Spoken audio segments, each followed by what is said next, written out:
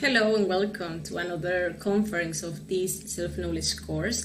Today we will be studying lesson number 25, a very important lecture since its objective is for the student to learn to distinguish an esoteric school from a pseudo-esoteric school, and that he wishes to understand what his position in this knowledge is and when the experience of the esoteric world really begins. So, first, let's start by explaining what exotericism with an X is. It means external knowledge. This knowledge is received through books or courses in the external world. It's received through the personality, so it is a knowledge that sooner or later will disappear jointly with the personality, which dies at the end of each one of the 108 existences we have as human, with this human body. We'll receive knowledge in the physical world as exoteric knowledge. For example, these conferences that contain information received externally is exoteric knowledge. When we find the secret path in the outer world, if it happens, because out of 1,000 who look for it, one finds it. And a few are the lucky ones who find it, due to so many abundant theories out there. Well, two paths are opened. The path of the believer, who admits and believes what he was told but does nothing to verify it for himself. He accumulates knowledge, information. He does not practice and becomes a fanatic of this knowledge. The path of the practitioner, who experiences what he has been taught until he checks and verifies for himself. He enters a mesoteric stage, which will lead him to the esoteric work. Here, the phrase, of 1,000 who find it, one follows it, is fulfilled, since the majority of those who find it take it as one more knowledge for the intellect. Hence, the fundamental importance of the practice that leads us to experimentation and verification and to develop through esotericism. Well, pseudo means false, something that looks alike but it is not. Esotericism means inner or occult knowledge. Therefore, pseudo-esotericism means false internal knowledge or false occult knowledge. In all cases, it is received by the personality and therefore not by the consciousness. Undoubtedly, in these times, it has multiplied exorbitantly. Pseudo-esoteric and pseudo-occultist schools abound everywhere. The merchandise of souls, books, theories is terrifying. Rare is the one who, among the web of so many contradictory ideas, truly manages to find the secret path. Never has the world been so materialistic as it is today, and yet so frivolous and psychic. We even see that most people today want to use pseudo-esotericism to fulfill their material desires. Witches who cast cards, hypnotists, mediums, spiritualists, suggestors, sorcerers, healers, charlatans of all kinds swarm everywhere. They are seen both in the slums and in the palaces, both in public and in secret. Today, there is a taste for believing in the absurd, in the fanciful, typical of those who do not truly know esotericism or real occultism. Certainly, witches, sorcerers, and black magicians abound like weeds. However, those are not saints, nor prophets, nor followers of the white brotherhood. The most serious of all this is the intellectual fascination. There is a tendency to fit strictly intellectually with everything with everything that comes to mind.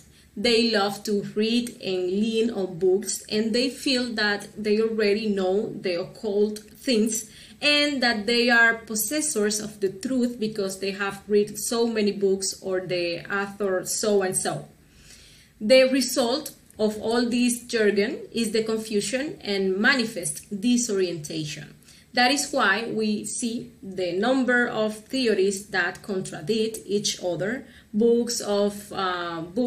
different hypotheses that abound everywhere, and everyone defending these beliefs tooth and nail without having a true experimentation or verification on the subject.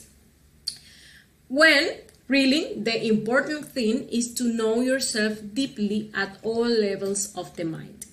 Now we will see a series of factors that will allow us to distinguish the pseudo-esoteric schools. Okay?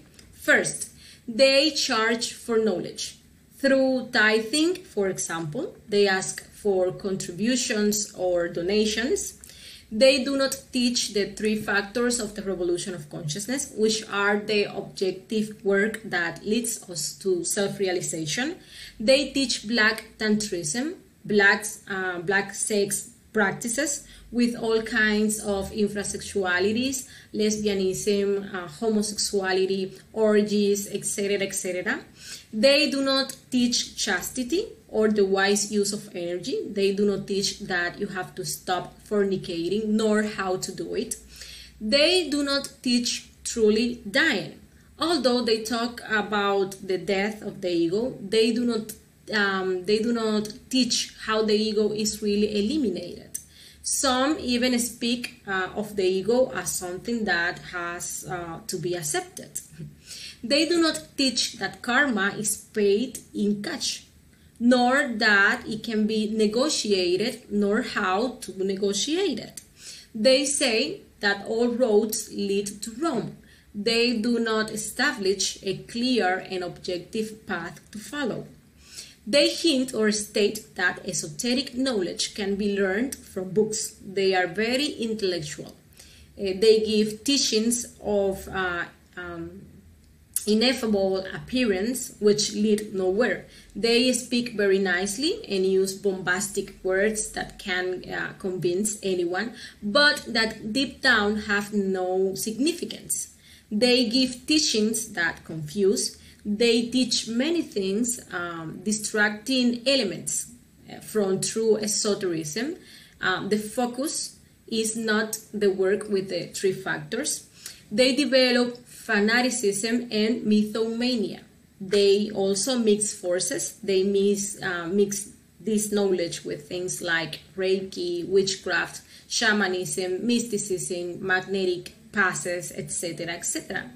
They teach practices of the Black Lodge. They teach to awaken powers. Something that is quite inconvenient since these are used by the person's ego. Here, in this self-knowledge course, only intuition is taught to awaken, since it is the only faculty that the ego cannot use, since this is a direct communication channel with the being. When working with the 3 factors, the person will awaken faculties and powers to the extent that he awakens consciousness and can consciously handle them. Also, they teach to handle candles, cards, crystals, pendulums, etc., etc. They teach various forms of healing that go against divine laws, such as the law of karma, for example. They teach parapsychology, spiritualism, and mediumship. And they also teach witchcraft and manipulation of elementals. They do not teach that you have to seek self-realization and that you have to achieve it in one single existence. Unfortunately, many people associate esotericism with the sale of perfumes, essences, talismans, candles, books, filters, minerals or stones, concoctions, tunics, etc., etc., without having this anything to do, and they deceive people that don't know it. The main difference between a white magician and a black magician is the quality of their knowledge. The knowledge of a white magician guides towards the awakening of consciousness and therefore towards true esotericism, while that of the black magician distracts us from the true esotericism with all these distracting elements that lead nowhere. Something interesting that we should know is that when we read the book of a black magician, even if we don't know it, we are invoking him. Another thing is that when we mix forces, the original force is lost, while a third force emerges, which is destructive. That happens when we mix knowledge with other practices that have nothing to do with true occultism. Okay? Pseudo-Esotericism manages the lower psychism. It activates the Kunda buffer organ, and develops black faculties at the service of the ego. Also makes us slowly move far away from our being and lose the sincere desire to self-realize ourselves. Little by little, confidence in our own being is lost, and we end up trusting in foreign elements. Now, we will see what esotericism really is. It means inner knowledge or occult knowledge. True esotericism seeks self-knowledge, which will only be found in our inner world. This knowledge is for the consciousness. It is not possible to get this knowledge in any external place, in any conduct manual, books, or a study center in the outside world. This knowledge is received in the internal worlds by the consciousness.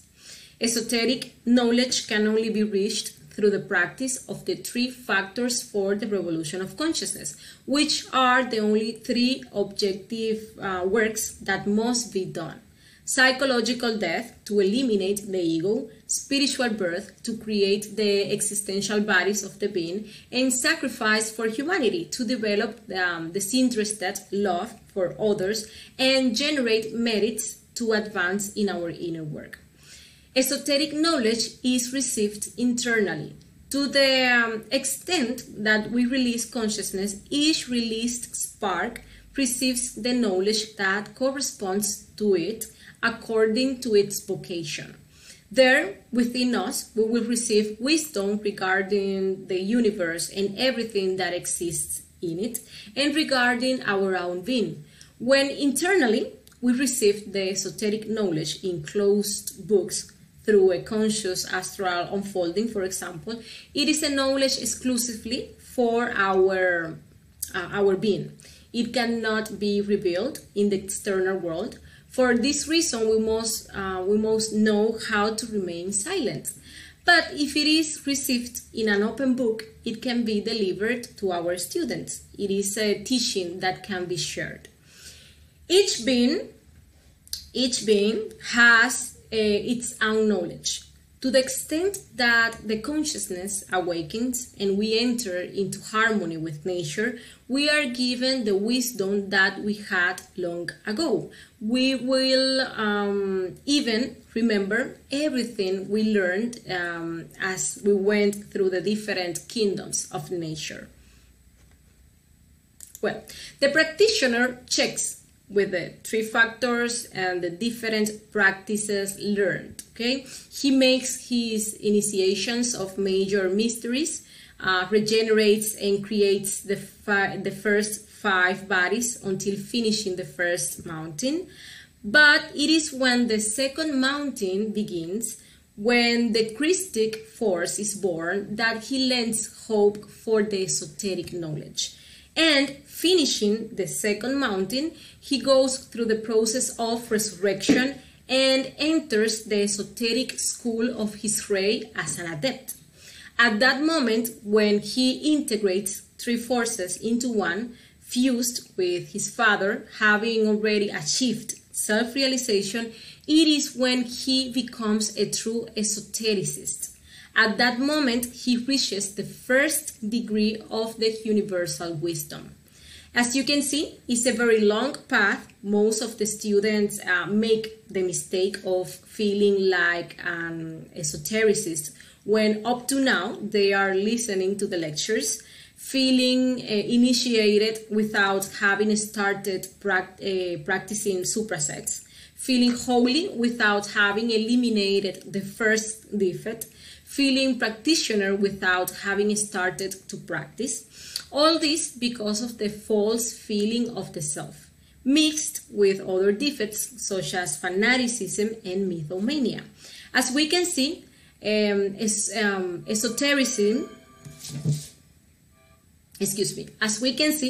esotericism is not a matter of blowing and making battles, as many people may think, and neither it is something that we can learn in books, as many others proclaim or recommend.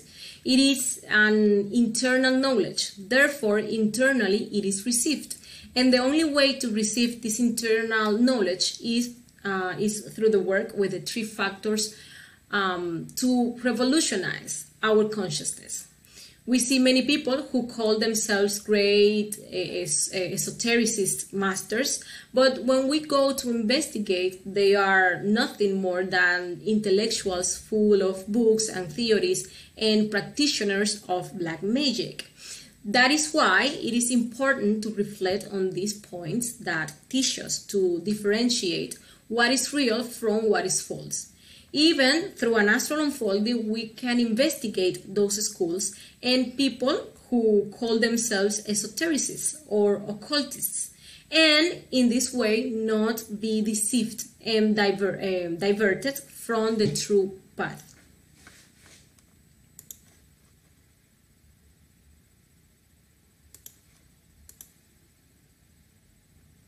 And well, this has been today's conference. Thank you very much for having joined us. If you have questions, you can leave them in the comments and they will be answered. We invite you to the next conference called The World of Relationships, where we will learn the types of relationships that exist and how to establish a correct relationship with our physical body, with our environment, and with our inner being, thus achieving true happiness. Thank you very much. Until next time. Bye.